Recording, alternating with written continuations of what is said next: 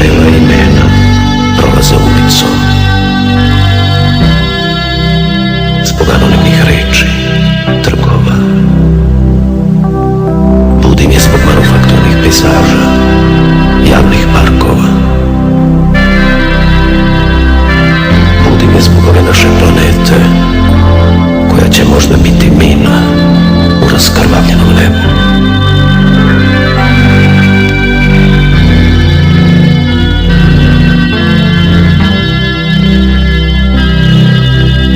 Zbog osmijeha u kamenu, drugova zaspalih između dve bitke, kada nebo više nije bilo veliki kavez za ptice, nego aerodrom.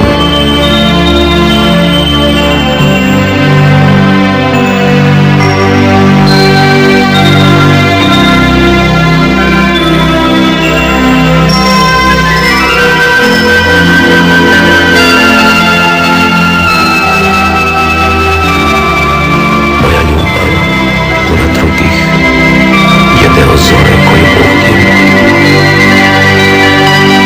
Budim je zbog zore, zbog ljubavi, zbog sebe, zbog drugih.